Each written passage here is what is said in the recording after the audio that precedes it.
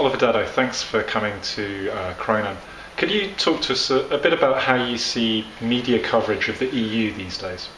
Yes, media coverage in terms of the UK position, the press in particular used to be extremely supportive of Britain's membership of the EEC in the 1970s, and around about the time of the EEC referendum in 1975, the newspapers like The Sun, Express, the Mail used to be extremely supportive of Britain joining the common market for economic reasons principally. So the common market was the focus of their attention. The politics of integration weren't so much on the agenda. 40 years on from membership, the coverage is rather less favourable, and in terms of readership numbers, it's something like 8-1 in terms of newspapers which express critical or certainly sometimes hostile attitudes towards integration compared to those which profess a much more sympathetic or EU neutral view.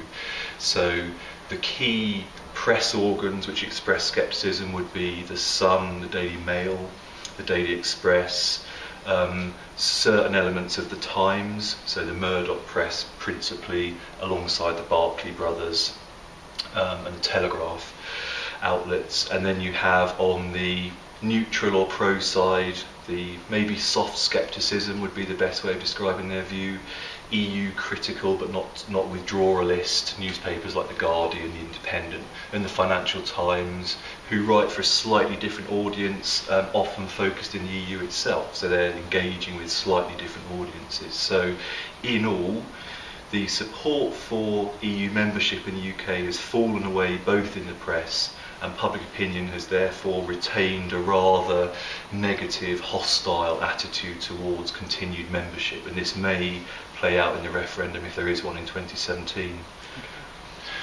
What do you think are the reasons for that shift? Is it about economics? Is it about politics? Is it about some island mentality? How do you see it? There are a variety of issues. One longer term structural issue would be the outsider narrative that the British tell themselves about who they are as a country and how they relate both to the EU and to what they call Europe more generally. And even as an active and engaged EU member since 1973, the British discourse, if you like, has never truly settled on the idea that Britain is an engaged European actor.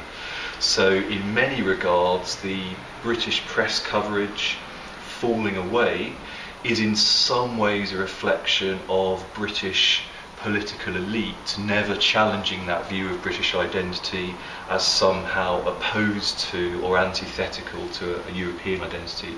The Atlanticist tradition in British foreign policy is much more stable. The Empire-Commonwealth dimension is much less contested as well. But in Winston Churchill's third circle, the Europe circle, the idea that Britain is an engaged and active member is much more contested, and in fact Churchill never saw the UK as part of what he would see as a federation or a supranational federation today. So there's that aspect to it, a long-term structural aspect. There are specific concerns with the EU which the British have always expressed, concerns about the budget and the rebate, concerns about the common agricultural policy, concerns about sovereignty, and concerns about what is seen as interference by the Commission in Britain's daily life. Real or imagined, these are quite potent stories that the British tell themselves. And so the press fall away in support is also a reflection of the fact that political elites haven't educated the public as well as they might about how the EU operates, how Britain fits into this complex kind of network of governance, how Britain can represent its interests in subtle forms through coalition building in the Council of Ministers, for example, at summits on the budget and so on. These issues very rarely get discussed. If they are discussed in Britain, they're often discussed through the idea of British Prime Ministers having stood up for British interests against the nasty Europeans impinging on its sovereignty and so on. So the fall away in media support is in part a reflection of both confusion but also strategy on the part of Prime Ministers seeking to take a British first approach to a much more complex reality of an international organisation which works by coalition and consensus rather than unanimity. Is this something you see as a particularly British thing? You've talked about the outsider mentality as a very British thing, but also some things which seem to be quite generic and structural to many member states. Is there a British problem, or is it part of a broader issue with European integration? I think it is part of a broader issue in the sense that politicians and publics across the EU are increasingly distrustful of the EU as a body. So the idea of the EU's democratic deficit has high political traction in many countries, and Britain is certainly not alone in expressing doubts about both the viability of the current EU and its future direction. I would also say the British are not alone in having a strong sense of national identity. I mean, nations are built on exceptionist accounts of their past, their future, their virtues, their strengths, and often these identities are couched in negative terms in terms of demonising others, in this case foreign countries or other peoples. I think what's unique about the British case, if you can say that, is that the British are still debating whether they are European, whereas many other countries share Britain's concerns about the direction of the EU, but those debates are not laced with much more fundamental existential debates about whether the country is European in the first place.